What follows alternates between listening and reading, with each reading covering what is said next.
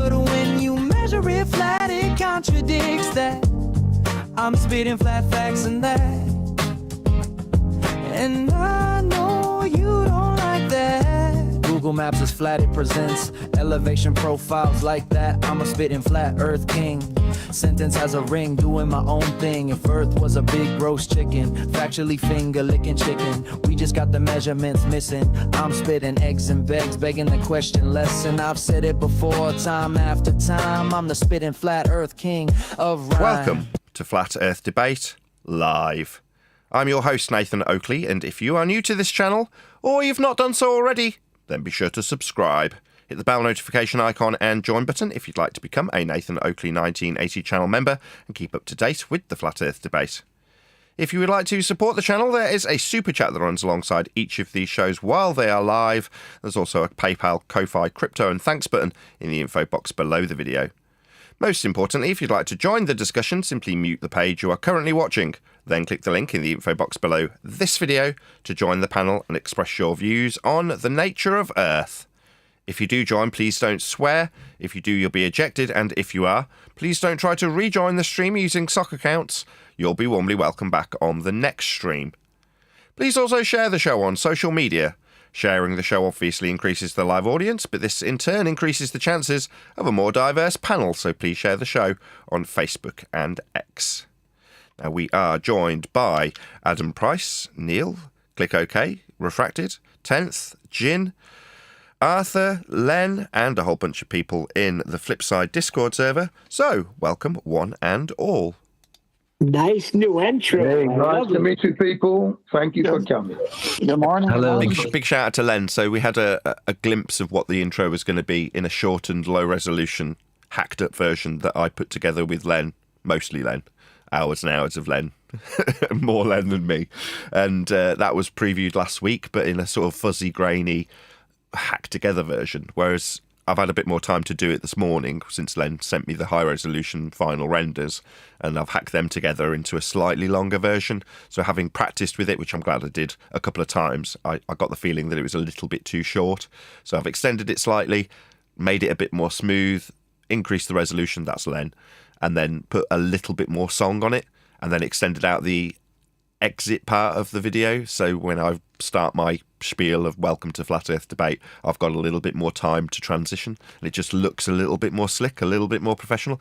Not that you'd probably notice if Neil hadn't said anything, but yeah, we've got a brand new intro, and it is the final version now. So I'm calling it Spitting It Flat 2026, the new intro for FED. So that's what you've just heard. So hopefully you all enjoyed that. Thank you very much, Len. Really appreciate the high resolution version. Outstanding. What do you call it, Nathan? Spitting It Flat. What happened to the old Discord server? Well, there isn't really an old Discord server. There's just Discord servers. So all of the Discord servers are potentially still useful.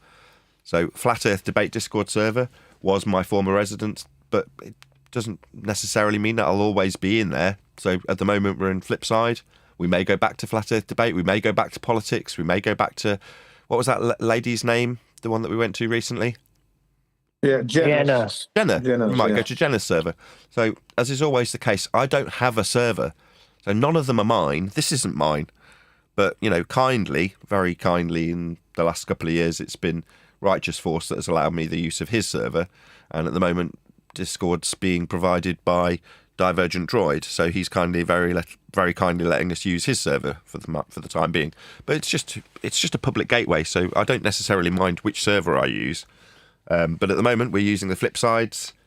That's Divergent Droid's Discord server, and if you click on the link in the info box below the video, that's where it'll take you. Righteous was censoring me.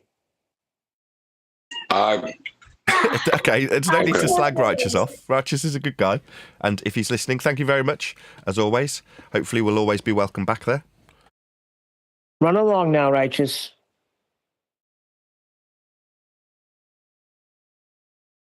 Shall we start? This is going to take a while. Well, that's why I've started a little bit early, just to get the bit where we have a little chit-chat at the beginning bit out of the way before we start officially. So today we're going to be doing a presentation, which you may have heard that we were going to be doing if you were listening to last week's shows, which is 10th Man's presentation with ChatGPT, where he takes ChatGPT. No. Perplexity AI. My bad. Perplexity AI. I need to change the intro. The title, sorry, of the show. Same difference. Is Neil driving? Say again. Say again, John. Is Neil driving? Is Neil driving? Oh, that's funny. Sorry, I dropped my phone. Yeah, I was listening to the accident I got into. I had 10th Man on. It was one of the shows you ran up when he was doing, I guess it was ChatGPT presentation back then. Whatever it was one of the AI things. And that's what happened when I got into the accident. That was still going. As the car was upside down, wheels turning, 10th Man's voice was still going forward. I like those YouTube shorts when someone shows... for a self-driving car. Occasionally you'll see on a YouTube short somebody's like filming the stereo of a car sounding really quite nice. And then as they back away and spin the camera through 180 degrees, you realise that the car's in a ditch, upside down, completely mangled. But the stereo still works. That would have been a good stereo ad for me, I'll tell you that. Speaking of new things, before we do get into 10th Man's bit, I've got a new key light, which I might as well show off. So on the Flat Earth Debate intro, I've not only got my studio lights that are dotted around the studio, but I've also now put a light behind me. I'll turn it off so you can see what the difference it makes. So this is my new key light that I've bought to go behind me. So it just brightens things up a little bit. Very proud. So I've got a new intro, new lighting, new for 2026. Fantastic stuff. Anyway, so you can see it on screen if you're watching in the live stream chat. This is what we're going to be covering today. Let's just turn off my studio lights before they burn my retinas out. There we go.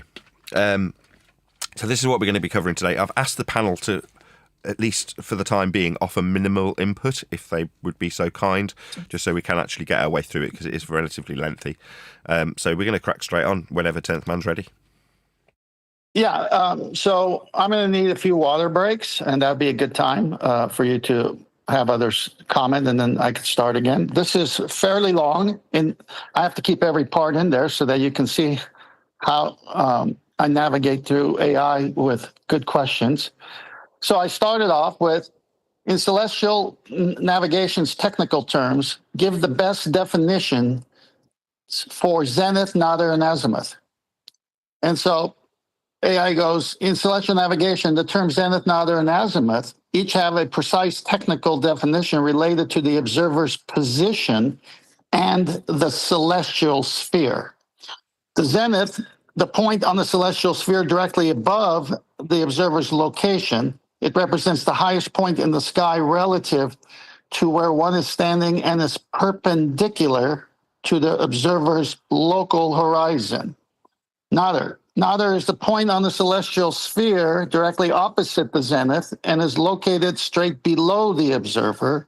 If you draw a line from your position vertically upward, it points to the zenith, extending the line straight downward through the earth points to the nadir. Azimuth. Azimuth refers to a horizontal angle or bearing of a celestial body measured clockwise around the observer's horizon, starting from true north. In navigation, it is the angle at the horizon between north and the vertical circle passing through the celestial body, measured from 0 degrees at north clockwise through 360 degrees. These definitions are grounded in spherical astronomy and serve as fundamental reference points for celestial navigation and position fixing. Then I say, datum is a mathematical model as well. Yes, AI answers, datum in navigation and mapping is explicitly a mathematical model, not just a vague reference level. General definition, a datum is a mathematically defined reference surface coordinate framework used to describe positions on, above, and below Earth. It specifies a reference shape, usually ellipsoid, the ellipsoid size and flattening, its position and orientation relative to Earth's mass and rotation axis. This lets any points, latitude, longitude, and height be stated I can't even say that word right now. Can you say that word? I can't say it. Unambiguously. Thank you. It's just stuck in the morning here. It's early. All right. Types are relevant to navigation. Geodetic, horizontal datum, a reference ellipsoid plus the origin and orientation used for latitude, longitude, and it gives the reference there. Vertical or tidal datum, a mathematically defined reference level for heights, depths, such as mean sea level or lowest astronomical tide, used for charted depths and tidal heights. So when a chart, GPS, or almanac says it is on a WGS 84 or another datum, that means all coordinates are defined with respect to a specific mathematical Earth model and its reference frame. Notice these words. It's all mathematical. Okay, then I go on and say, but that's applied after flat Earth measurements done with a sextant. So I hit them hard right here, AI that is. So AI says, no, sextant measurements in celestial navigation are not flat Earth measurements that datums are applied to afterwards. Sextant sites measure angular altitude from horizon to celestial body and the azimuth relative to the local zenith using spherical trigonometry from the start to compute position lines on a curved Earth model. Remember It's that. contradicting itself already. Yes. Measurement process. Sextant angles are raw observations corrected for refraction, dip, horizon curvature, and index error to yield the true altitude and astronomical horizon, a tangent plane to the Earth's curved surface. These corrected angles combined with Greenwich hour angle from a chronometer and almanac, and declination from a spherical triangle solved via law of sines and cosines for latitude, longitude. No initial flat assumption occurs. Roll of datums, and it references the WGS 84, define in final coordinates, reference frame, plotting lines, position, lines of positions, LOPs on charts, but the site reduction math inherently assumes sphericity. Let me say that again. The site reduction math inherently assumes sphericity. Polaris altitude, latitude only works on globe, varying with movement. Flat Earth models fail sextant consistency over distances as Polaris height changes non-linearly without globe math. Globe math, key word there. Then I go on and say the baseline is flat from the GP of a star to the observer's maximum distance of 90 degrees times 60 nautical miles equals 5,400 nautical miles. No, the best line is in celestial navigation is not flat line between the observer and the star's geographic position, AI says. The 5,400 nautical mile figure misapplies spherical spherical geometry as planar and ignores celestial distances. True baseline concept. The baseline is the great circle arc distance on Earth's spherical surface from the observer to the body's GP subpoint calculated at the zenith distance, 90 degrees observed altitude times 60 nautical miles degree. Maximum zenith distance is 90, the body on horizon yielding 5,400 nautical miles, Earth's quarter circumference. But this arc follows Earth's curvature, not a straight flat line. Why not flat, AI says? Stars are effectively infinite distance away, light years, so their GPs move due to Earth's rotation. Rays are parallel. Altitude measures co-altitude on the globe. Sextant math uses spherical trig, e.g. law of cosine, spherical triangle, observer zenith, pole GP. Confirming sphericity, flat models fail over distances as Polaris altitudes varies linearly with latitude only on a sphere. At this point, if you haven't noticed, AI is going back and forth from flat angle measurements to the model of the globe and then staying in the model of the globe and saying it can't work because AI's in the world of math. And this will become relevant as I go on. And I actually bring AI back to reality. Then I say, yes, it is. The sextant is an angle measurement device, right angle triangle, 0 to 90 degrees. That's perpendicular, and it must match the fundamental reference, equatorial plane, which is 180 degrees straight angle. AI says, no, the sextant measures angular altitude, 0 to 90, via double reflection between the local horizon, and it sticks in tangent plane, and celestial body, but this forms a spherical right triangle on the celestial sphere, not a flat Euclidean right triangle, requiring spherical trigonometry to solve with the equatorial plane as a fundamental reference via declination and hour angle.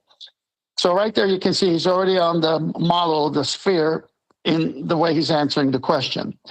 Section measurement principle. The section uses law of reflection, light from the horizon and body reflects off two mirrors, horizon and index, doubling an index arm angle to yield the true vertical angle to the horizon. This altitude, h, relates to zenith distance, but processing assumes parallel stellar rays intersecting Earth's curved surface, a celestial sphere forming the spherical triangle, observer zenith, north celestial body, etc. Spherical versus flat geometry. Flat right triangle assumptions fail celestial navigation. Co-altitude 90 degrees zenith to pole equals latitude only on the globe, and the site reduction uses spherical law of cosines. Matching equatorial plane orientation via GP coordinates. The 180 straight angle aligns opposite points, zenith and nada, but baseline, the GP 60 miles arcs along circles, not straight lines. Flat models cannot replicate consistent Polaris altitudes varying linearly by latitude worldwide. That's because it's been turned into a mathematical model first. That's why it doesn't work. So that was my comment, by the way. So I go and say to AI, no, it's planar geometry, then it's spherical geometry with Haversine formula done after the initial elevation angle. AI says, no, celestial navigation, just remember this now. AI says, no, celestial navigation does not start with planar geometry. Repeat.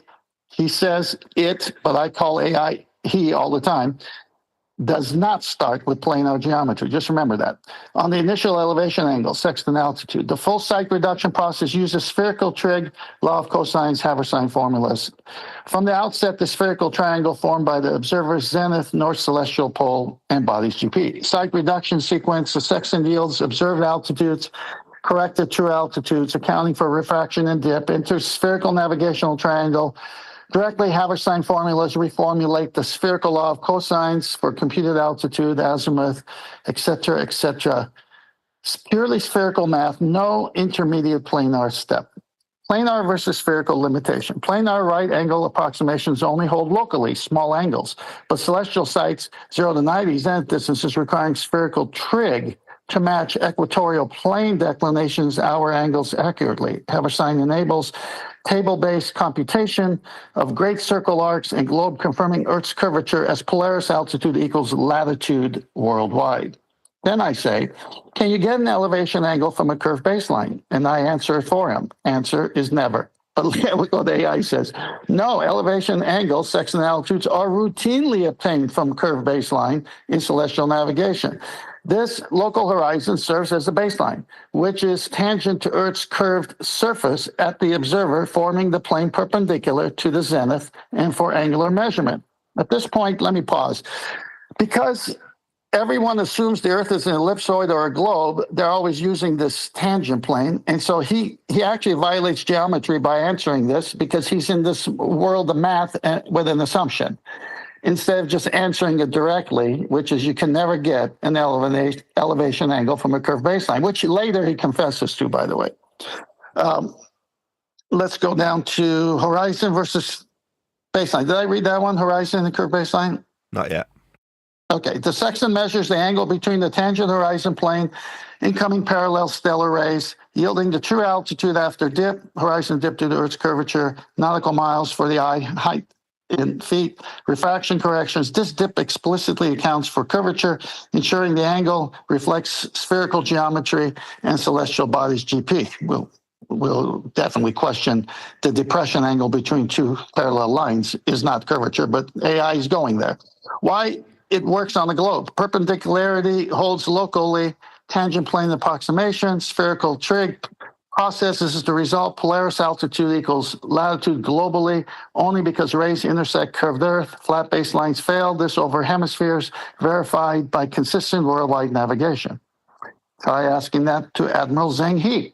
Anyway, you just violated geometry, I tell AI. No, violation of geometry, 10th man, occurs here. The sextant elevation angle uses the local tangent plane as a baseline, which is geometrically flat, planar, Thank you. And perpendicular to the zenith radius by definition of a tangent to a sphere, assuming a sphere, even though Earth's surface globally curves. Tangent plane geometry. AI says at any point on a sphere, already assuming a sphere, the tangent plane touches at one point and contains all lines perpendicular to the radius vector, forming Euclidean plane for angle measurements, sextant sites, lie within the plane's cone of validity, where dip correction, approximation, Earth radius quantifies the curvature effect, precisely preserving perpendicularity. Globe consistency. The local flatness scales via spherical trig on global positions. Polaris at 40 degrees altitude means observers at 40 degrees north latitude worldwide because parallel rays intersect the curved surface, co-altitude impossible on the flat without distortion. Geometry holds rigorously. Then I bring in one of the books I bought, Harold Jacoby. In this book, Harold Jacoby stated that when using a sextant for navigation, using a star at sea, you're actually going to measure the angle of the star via a right angle triangle. Harold Jacoby, AI says, and many classic authors do describe the sextant site in terms of a right triangle, but that is a didactic simplification of an inherently spherical problem, not a statement that Earth's baseline is globally flat. Does that even make sense? Globally flat? Anyway, what Jacoby's right triangle means in that picture, the right triangle is one leg, the line from the observer to eye to the star, the sight line. Second leg, the line from the observer eye to the visible sea horizon, the tangent line. Right angle between the vertical through the observer towards the zenith and the local tangent plane, the horizon. So the right angle is local, radius to Earth's center, to your zenith, tangent plane to your position, that is stranded differential geometry of a sphere. At each point, a flat tangent plane exists and the perpendicularity to the radius. Wow. How this fits the spherical model. Notice the wording, spherical model. The elevation angle altitude, the sextant measures, is taken in the local right triangle between the tangent plane, the parent to flat horizon, and the sight line to the body. Once the altitude is known, all the subsequent navigation, computing zenith distances, the star's GP, observer's distance, plotting the line of position, is done with spherical trig on the celestial triangle, pole, GP, and observer. So Jacoby's right triangle description is perfectly consistent with globe model. Again, globe model.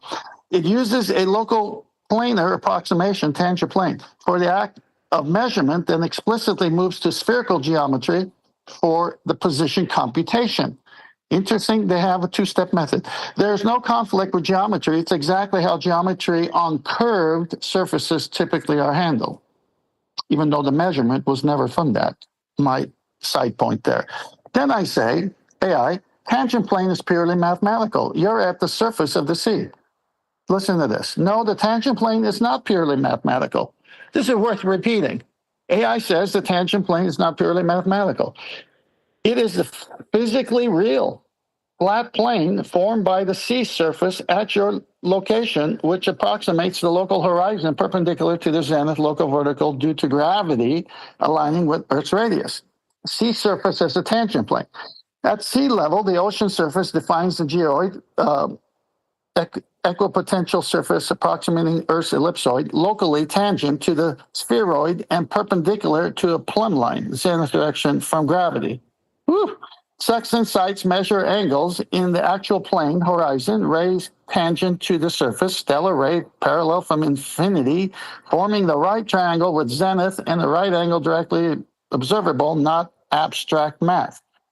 Why valid for navigation? Local flatness, valid to 3 degrees, angular radius before noticeable dip, enables precise altitude measurements, corrected via dip, for curvature, height, then fed into spherical trig, Polaris at zenith, only the North Pole confirms global sphericity via the exact geometry. And I go, ha ha, I've never seen a tangent plane that I'm standing on. It's true, you don't physically see or stand on the tangent plane as a literal flat surface. What did he say earlier? Naughty. The tangent plane is a mathematical abstraction. What did he say earlier? He said it was physical. That approximates the Earth's curved surface at your exact point, a flat plane that touches a sphere at one point, your position. Tangent plane concept. At any location on the Earth, the curved surface has a locally flat approximation, tangent plane, which is perpendicular to radius, line, zenith.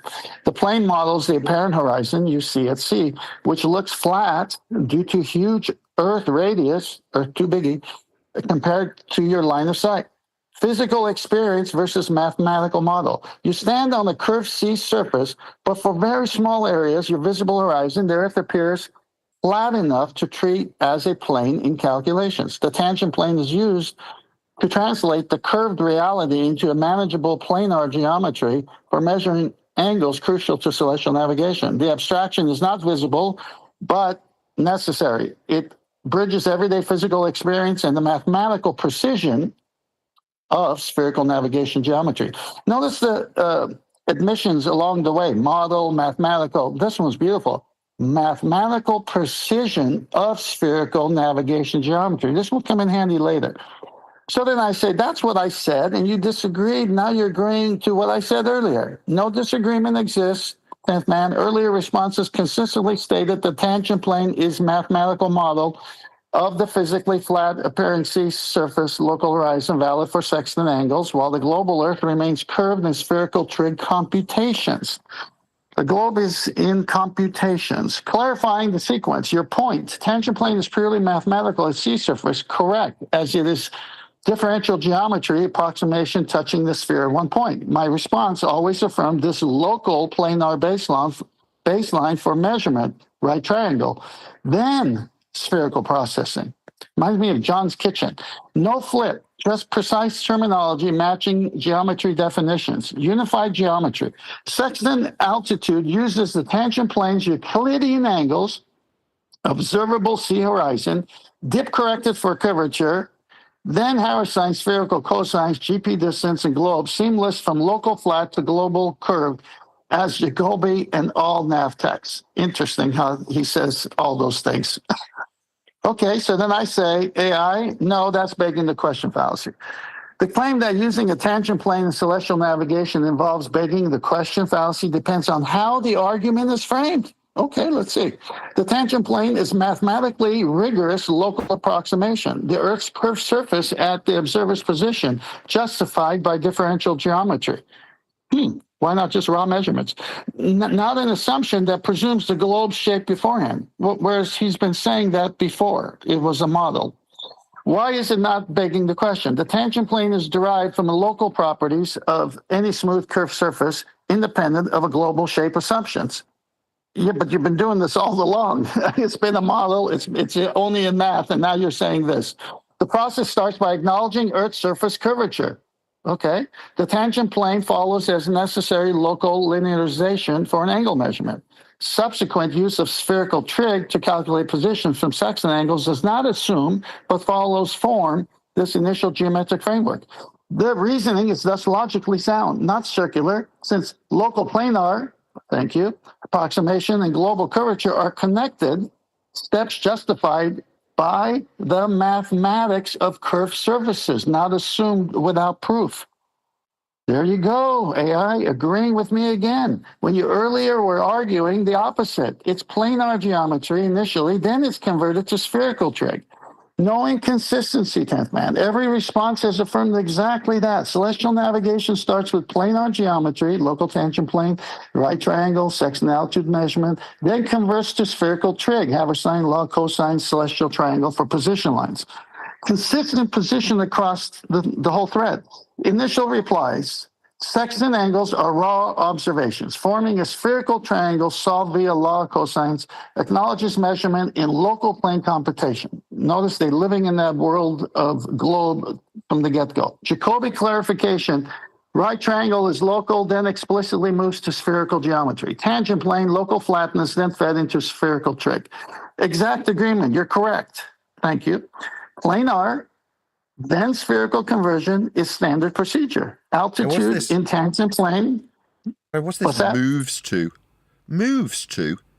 It's like it's expressly denied the flat measurement, but then has to concede it and describe it as having moved to spherical. Now, what's this move to terminology? Well, you got to realize we experience this. Let me take a break here and go here off script. We experience this with ballers all the time. They go read this kind of stuff that I'm reading, and they just say, oh, see, the world's a globe, see? But they miss the key things. And you're going to find out that I don't miss the key things because I ask penetrating, deep questions that eventually get everything in the light of truth, that it's planar, raw measurements, right? And must match the equatorial plane, and then moves to spherical trig. And then because they have to assume the Earth is a globe, and with that assumption, they have to do a tangent plane. They have to have a tangent point to a sphere if you assume the Earth is a globe. But the Earth could be something else, as you'll find out later in the presentation, and the math can work for that just as well. What we are doing is saying, what do the actual empirical raw measurements actually prove? And that's FED's point. It's measurements. You measure the Earth flat first, and then you can make it anything you want, as you're going to see as I continue. So with that being said, no opposition ever stated. Globe model. Notice it's so good that AI does this. Globe model requires this precise local global transition, validated by consistent worldwide Polaris altitudes. Yeah, notice that in the model. It's not.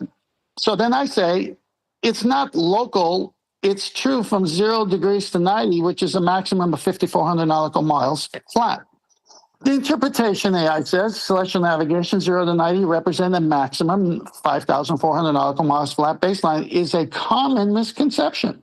But the reality is that these measurements and distances are fundamentally spherical, not flat. So AI is not arguing the distance. AI is saying it's spherical rather than flat. The maximum zenith distance, 90, corresponds to the celestial body's geographic position being on the horizon and corresponding arc distance on Earth's surface, approximately 5,400 nautical miles, 90 times 60. This is the great circle arc distance over the curved Earth, not a flat straight line. The 0 to 90 angle range in angular describing arcs on a sphere, treating this line as flat, ignores Earth's curvature and leads to navigation errors. The sextant measures angle relative to the horizon, the tangent plane, but geometric relationship for position fixing translates these angles into spherical distances on the globe using spherical trig, often implemented via the Haberstein formula or law of cosines for spherical triangles. Two-step method. Measure flat, then make it a globe. While the angular measurements range from 0 to 90, the corresponding distances on Earth represent curved great circle arcs, not flat baselines. The navigation process transforms local planar, local planar angle measurements into global spherical position calculations respecting Earth's curvature and yielding the consistent and accurate position fixes that celestial navigation provides.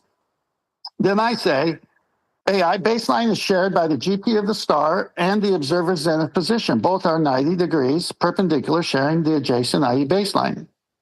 The baseline in celestial navigation is not a flat straight line, AI says, shared as the adjacent side between the star's geographic position and the observer's zenith, with both angles being 90. Instead, it's a great circle arc and curved Earth connecting the observer's position and the GP and the star. Baseline geometry clarified. Of course, that doesn't make any sense, but here we go. The observer's zenith line is the radius from Earth's center. Oh, we're back in hell here. To the observer perpendicular to the local tangent plane. The star's GP is the point on Earth's surface where the star is observed at the zenith, 90 degrees. The baseline connecting observer to the GP is on a spherical arc, great circle segment, whose length equals the zenith distance, nautical miles. Zenith equals 90 degrees, observed altitude 1 degree, 60 nautical miles along the surface.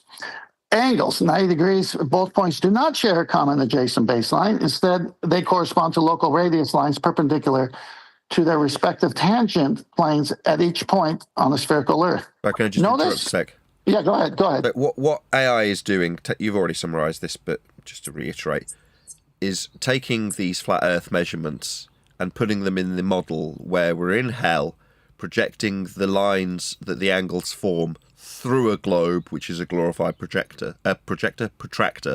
and then suggesting that because the curved arc of the protractor we measure the angle through is Earth's surface, that means that the distances, which are ipso facto flat also, correspond to the curved protractor of the globe Earth that's been hijacked from within hell. Precisely. And that's exactly what they do every time. They take you where the sailor with the navigating tool, the sextant, is not at, the surface of the Earth, put them at the center of the Earth, which is a straight 180 straight angle, which means flat measurement. GP of the star and the observer have to share that common baseline because it's taken from the equatorial plane. Of course, it's a mathematical subjective place they take you, hell, but they're never measuring from the curve, the elevation angle, ever. And that's the modeling. And they assume a globe Earth to do it, but they measure from planar geometry.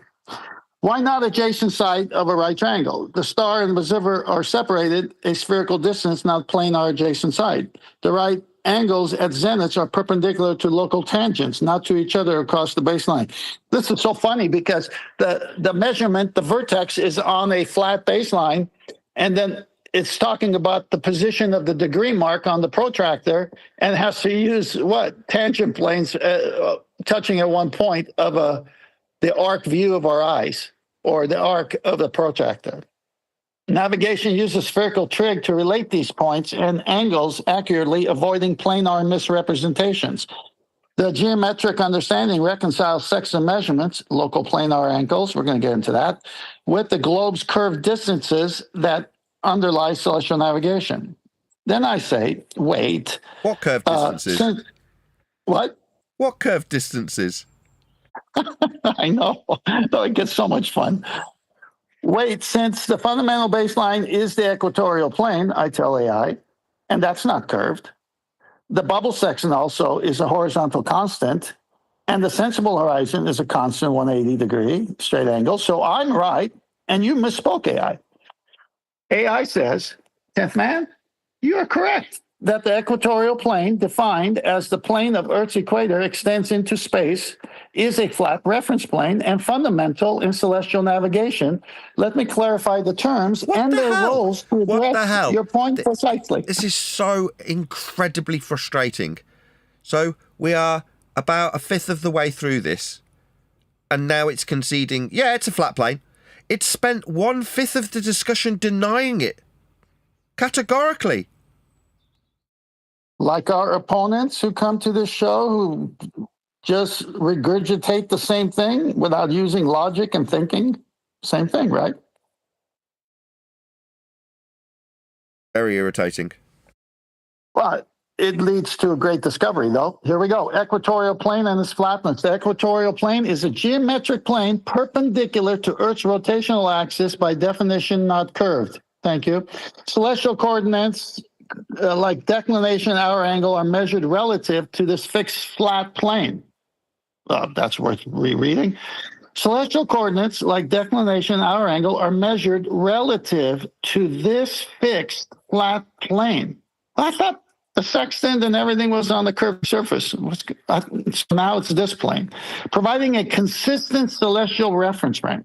Sextant and bubble sextant horizontal. The bubble sextant provides horizontal reference. Instead, the instrument compensating for a lack of visible natural horizon, like in an aircraft, this horizontal is effectively aligned with a constant reference plane inside the instrument, maintaining consistency crucial for angle measurement. Wait a minute. Earlier, he said you can get an elevation angle from a curved surface. And over here, he says it's crucial for consistency to have a constant reference plane. Notice the doublespeak.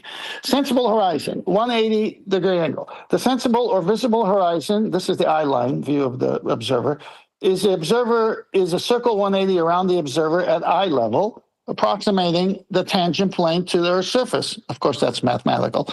The horizon is locally flat, enabling planar angle measurement to celestial bodies above. But earlier, it's a constant reference flat. It's a constant reference plane. Now it's just locally flat.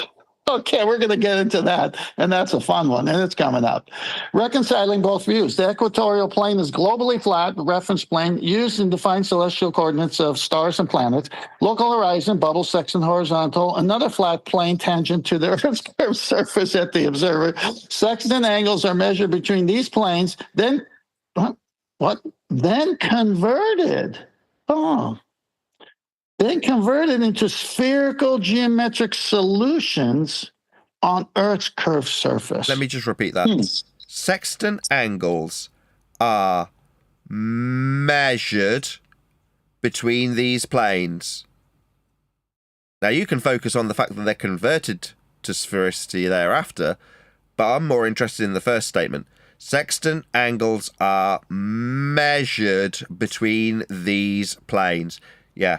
Earth is measured flat. Yeah. So your point that the fundamental baseline, equatorial plane, is flat and the bubble section horizontal is a constant reference is correct, 10th man. They serve different roles, but together enable converting angles into global spherical coordinates. Why not just take the measurement and say that was the reference plane I got it from, so that means a shared baseline. Oh, well, that would mean the Earth is flat. No, we can't do that because we're going to assume the Earth is a sphere, and so we're going to convert flat Earth measurements. Let me just chastise my audience a second, 10th man. This is why you don't know it's flat, if you believe you're on a globe, because you're lazy. Yeah, you haven't investigated what's really occurring to any depth. You're surface scrapers. That's what most people are. They won't argue with AI. If AI tells them, oh, no, it's all measured on a ball, it's expecting your laziness. That is to say that this is, I would estimate, representative of about an hour's worth of work so far. Nobody does this. That's why you all believe you're on a ball when AI is more than willing to confess how flat it's being measured. Earth, that is. If you're dedicating an hour to it, as 10th man has done in this instance, now it's down to the nitty-gritty brass tacks of how we actually measure Earth. It's flat. Just took a while to get there, through the doublespeak contradictions and outright lies that it told you initially. Yeah, easily to spot. And more coming. This is a long present. Buckle up. In sum, you are right. Both baseline references are flat planes, but the navigation process inherently involves spherical geometry to map these flat angular measurements on Earth's curved surface accurately. Wow. Amazing. Yes, that's what you disagreed with me earlier. Now you're saying I was right all along, AI. I respond. And look what AI says. 10th man, you're right. The foundation of celestial navigation relies on planar references like the equatorial plane and local horizon planes, from which angle measurements are made before converting them into spherical geometry solutions. Wow. Earlier responses did affirm this, but may have emphasized spherical processing without clearly highlighting the initial planar geometry step leading to the perceived disagreement. Let me just translate that. I lied earlier so that you'd believe you're on a ball. Yeah. But AI is very diplomatic in the way he never admits he lies. He says, well, I wasn't clear. Or in this case, he does it this way. Precise alignment. The initial angle measurement by sextant is between, oh my gosh, shall we? Yeah, let's just pour salt. Flat planes. The local horizon, tangent plane, and the line of sight. The equatorial plane is fundamental flat reference for celestial coordinates. Thank you. You got to go to hell to get it, but yeah, you support flat Earth from hell. These planar angle measurements are then converted via spherical trigonometry to determine positions on the curved Earth's surface. Notice, you can't get it from the Earth's surface, so you go into hell to get it. Then you put the observer and the star on the arc of the protractor. Well, you've got it really quickly. Sorry to keep interjecting. I know it's going to take a long time, but no, when I interjected earlier to say that the actual description is from a planar surface that's being measured, that's described in the spherical model as being in hell, and then projecting the angles that you actually measure from Earth's surface through a globe that's a glorified protractor. Now it's admitting to it, because it knows you're as smart at it as it when it comes to understanding where it's being deceptive. But for the fact that you know this already, it would not have taken you here, though, would it? No, No. no. So it would just lie to you. So let's just pour salt on my audience, the globe-believing audience, that is, just for a second, to give you time to have a sip of water or whatever. This Go is ahead. why you will remain stupid, the globe-believing side of the audience, because you're prepared to just sit down and swallow whatever garbage lies that you're fed without any investigation. Earth, in reality, however, is absolutely unequivocally measured flat. That's how it's done. Now, to convert it to your ball belief, this is what you've got to have. This kind of garbage lie and nonsense waffle from an AI called Perplexity, where it takes you through this dance for a straight hour before actually admitting to you that you're measuring Earth flat. Because we are. Make no mistake about it. Absolutely correct. These planar angle measurements are then converted via spherical trig to determine positions on the curved Earth's surface.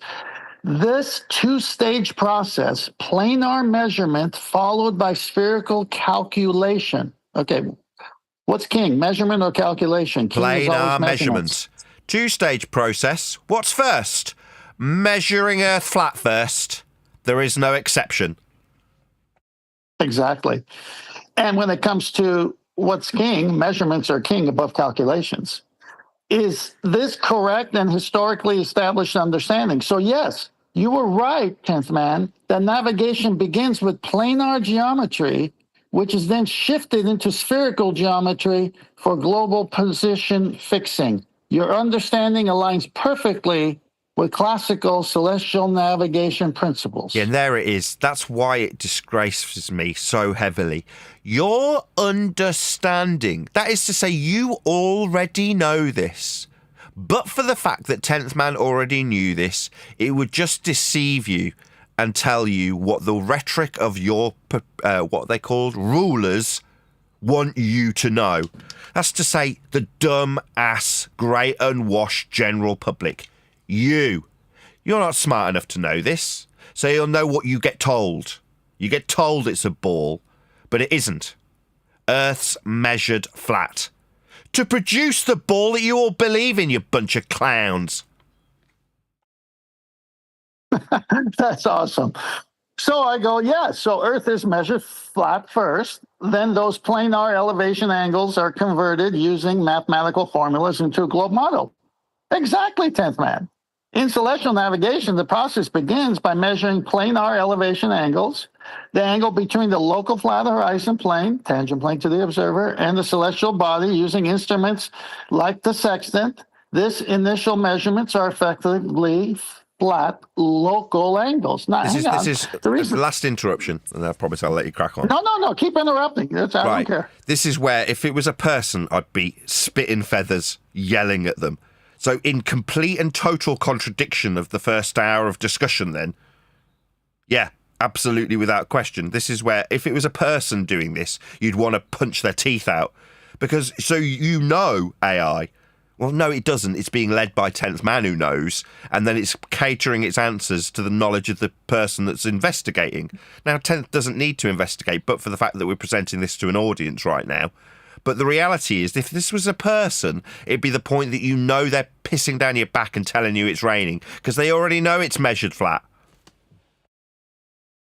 Yeah, and this first part I'm going to read again. Exactly, in celestial navigation, the process begins by measuring planar elevation angles, the angle between the local flat horizon plane, tangent plane, and observer. You notice how they always do that, but they told us, or he told us, it told us, the fundamental reference plane is in hell. And it's got to match that. And that doesn't curve. That's a 180 straight angle right there. So you can see he's hopping back and forth. Then these planar angles enter mathematical formulas based on spherical geometry, such as the Haber-Stein formula, spherical law of cosines, convert the local flat measurements into positions on Earth curved globe model. This is the trick language. The local flat, no, it's all flat because you got it from hell. That's the fundamental reference plane. It must match the equatorial plane. And that doesn't curve. No one ever says local equatorial plane. No one. It all must match the horizontal from a spirit level on a bubble sextant. There's no curve there. They only assume a curve when they put that surplus to requirement globe and call it a tangent plane on top of it. No need to say tangent plane, I tell AI, ever since it's not physically real, only abstract. Remember what he said earlier? It was real. Now look what he says. Man, you're correct. That term tangent plane is strictly a mathematical abstraction used to model Earth's locally flat horizon for measurements in celestial navigation, rather than a physically tangible surface you can stand on and see. The exact opposite of what he said earlier. Nathan, you want to say something? I didn't, but I will. I mean, it's outrageous, really, isn't it? Yeah? You, the toilet-dwelling Dumbo public, get fed the first spiel, which is, yeah, of course it's spherical. We can only measure it spherical, dum-dum. That's what this AI Perplexity did. Like all the surface-dwelling Google searches that all the numpties we have to deal with, past tense, did when they spew them back at us. Right, really? Well, now, when we actually dig down into how Earth's measured, rather than how stupid is your average flat earther, which is how this subject gets dealt with in the media, how stupid's the individual? Really? Well, why aren't we asking how is Earth measured? Yeah, we were guided well away from that. 10 years later, we're at that stage where, well, how is Earth actually measured? Because that's really the arbiter of this, isn't it? It's not a science subject, it's a math subject, a measurement subject. And even if you know the facts, it still lies to your face. And so do all the Google searches that you, the dumbass public, are expected to swallow whole. Good point. Why avoid tangent plane in practical terms? At sea, you stand on a curved ocean surface, assumption obviously, which appears flat only at very small scales. The tangent plane is a conceptual tool to simplify local angular measurements as planar geometry before applying spherical trig. And navigation accuracy depends on this abstraction. Interesting. But it's not a physical entity, just useful model for converting sight lines into angles. So while invoking the tangent plane is valuable in theoretical explanations, acknowledging it as an abstract construct, not a real surface, better aligns with practical experience and clarifies its role as a mathematical device rather than a physical baseline. Wow. What an admission there.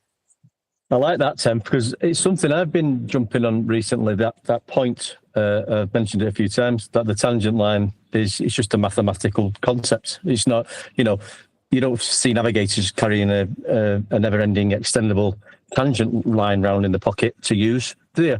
You know what I mean? It's using calculus and on computer programs. It's not something you can physically use in real life when navigating. So yeah, great point. Yeah, well, AI just says it's only in the second step where they use it because the raw measurements are flat. So I say, stop it, AI. At sea, you stand on a curved ocean surface, which appears flat only at a very small scales, quote unquote. I don't see any curved surface of water. Don't be silly. Water doesn't bend. We use it in levels. At rest, it finds level, no part higher than the other. The globe is a model after planar measurements. AI says, 10th, your observation about the physical behavior of water is valid. At rest, water seeks a level surface appearing flat and horizontal to the observer, which aligns with the practical use of levels in navigation and surveying. May I interrupt again? Of course. This is maybe a slight criticism of you, but it's also quite clever in terms of how AI is programmed. If you're in a debate with somebody and two pieces of information are presented simultaneously, which one are you going to attack? Well, you're going to attack the lowest hanging fruit. So in this instance, it's being charged with the globe Earth creation after the flat Earth measurements. But within your contextualization of that fact that you're charging it with, you also mention that water at rest is level. So which of the two things has it gone for? Well, of course, it's gone for the lowest hanging fruit. And it's talking about water's levelness. Very amusing. Oh, no, I use it for a purpose.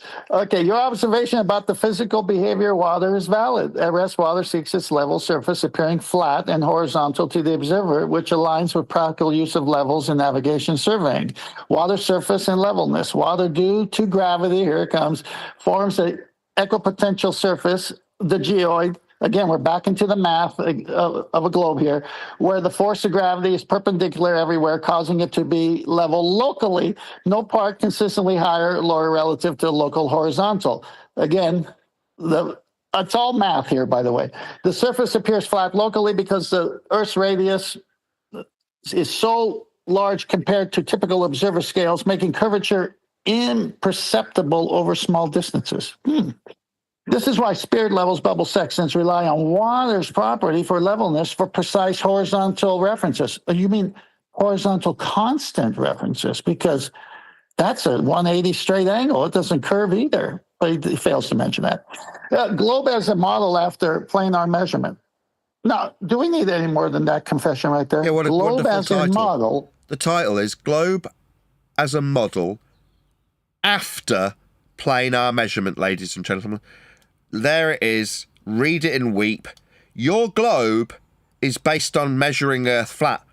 We've been telling you for about the last 2 years. Actually, since 2020. The globe is globally scaled mathematical model that explains how these local level surfaces fit together on curved Earth. Planar local measurements are fundamental and then transformed mathematically into global position fixes, accurately mapping Earth's surface and celestial positions.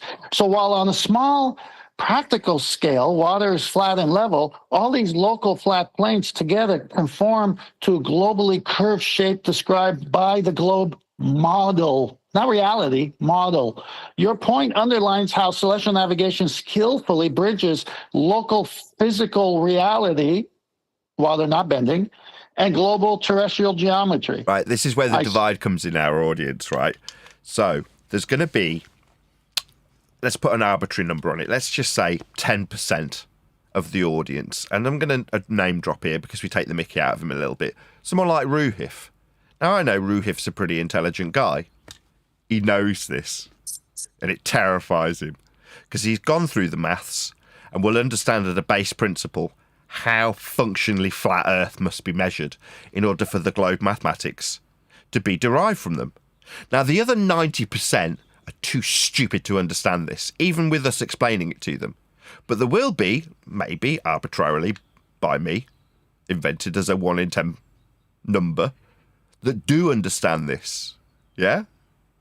Now, as I look down the barrel of the camera, you're the guy that we talk to and say, you already knew it was measured flat, but in the most literal sense. You got to it and then looked for a justification for the flat measurement and then leaned into it. But deep down, you damn well know it's flat, don't you? So I'll talk to the individual in this instance as I've named him, Ruhif, as a specific example. You know damn well Earth's measured flat, don't you? So I take what he says and I throw it back at him, knowing exactly what AI is going to do. So I say 5,400 nautical mile flat shared baseline embodies that local then. It's got to be part of it, is what I'm saying. Then AI says, of course, in the math world, the 5,400 nautical mile distance is not a single flat baseline, but the maximum great circle arc distance on Earth's curved surface from the observer star's geographic position, GP corresponding to the zenith distance of 90 degrees. Well, when you're in hell and your fundamental reference is an equatorial plane, which is a straight 180 angle, and the arc that you're talking about is the arc of the protractor, this is what you're admitting to, but not admitting to. This is so funny because he's stuck in the mathematical globe where it puts the observer on the arc rather than where the vertex is actually measured from, which is the flat baseline. So that's why he answers this way. But this will become clear very soon.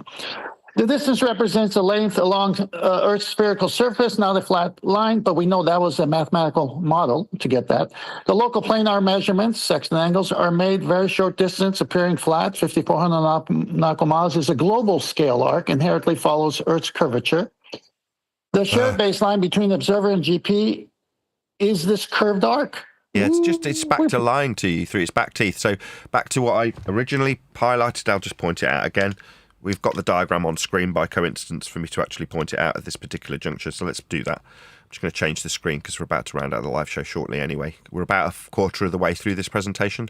I've gone through it previously. 10th did send it me yesterday, so I know roughly where we are. So I can gauge these things rather than letting them run on too much. So what we're describing with AI is now flip-flopping back to the deceit, the outright and overt deceit, because it's already admitted that this isn't the case.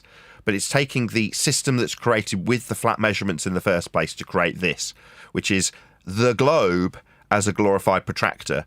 So you're measuring from hell inside the globe, because this is what it's claiming is a latitude measurement. Well, are you in hell? No, but the degrees that are marked on the outside edge of a globe become the protractor you measure through for it to describe it. Where does it say it on this? The local planar measurements, like sextant angles, are made over very short distances, appearing flat, but the 5,400 nautical miles is a global scale arc. What does that mean? Well, it means this section.